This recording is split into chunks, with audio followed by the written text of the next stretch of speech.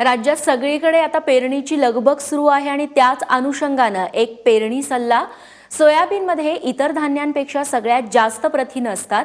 यापासून वेगवेगळे पदार्थही बनवले जातात.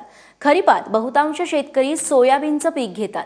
या पिकाच्या लागवडीसाठी कोणती जमीन निवडावी, कोणती खतं वापरावी, या सगळ्या प्रश्नांच्या उत्तरासाठी पाहूयात हा सोयाबीन सल्ला.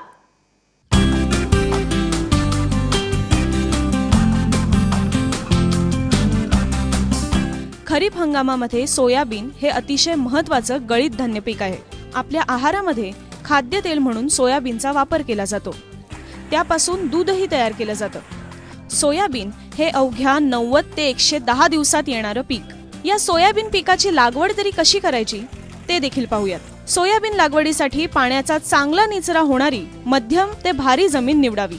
त्यामध्ये एक नांगरट आणि 2 कोळवणीच्या पाळ्या घातलेल्या असाव्यात. भरघोस उत्पादनासाठी योग्य वाणांच्या बी बियाण्यांची निवड महत्त्वाची आहे. सोयाबीन पिकासाठी सुधारित वाणांचं बियाणं वापरावं. JS 335, MACS 1188, फुले कल्याणी DS 228, JS 9305, KS 103 योग्य वाणांच्या निवडीनंतर बीज प्रक्रिया करावी. बुरशीजन्य रोगांपासून संरक्षण करण्यासाठी प्रति किलो बियाण्यास 2.5 ग्रॅम कार्बेंडेझिम किंवा 5 ग्रॅम ट्रायकोडर्मा चोळावं. तसंच नत्र स्थिरीकरणासाठी 250 ग्रॅम रायझोबियम आणि स्फुरत विरघळवणारे जीवाणू 250 ग्रॅम म्हणजेच PSB प्रति 10 किलो बियाण्यास चोळावं, ज्यानं नत्र स्थिरीकरणासाठी चांगलीच मदत होते. आता या पिकांच्या पेरणीची प्रक्रिया देखील पाहूयात.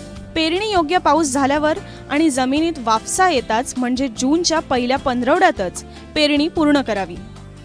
भारी जमिनीत 45 बाय 15 सेंटीमीटर तर मध्यम जमिनीत 30 बाय 10 सेंटीमीटरवर लागवड करावी.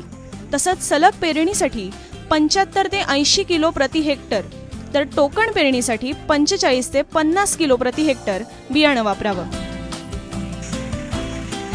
आंतर मशागतीच्या वेळी कोणत्या गोष्टींची काळजी घ्यावी त्यावरही नजर टाकूयात. तणांच्या बंदोबस्तासाठी पेरणीच्या वेळी प्रति हेक्टरी पेंडी मेथॅलिन 1 ते 1.5 किलो 600 ते 700 लिटर पाण्यामध्ये मिसळून जमिनीवर फवारावं. पीक उगवणीनंतर 15 ते 20 दिवसांनी एक कोळपणी आणि नंतर खुरपणी करावी. तांबोरा या बुरशीजन्य रोगामुळे पानांवर तपकिरी रंगाचे ठिपके येतात आणि पाने तपकिरी पडतात.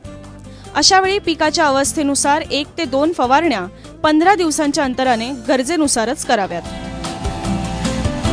ब्युरो रिपोर्ट, ABP माझा.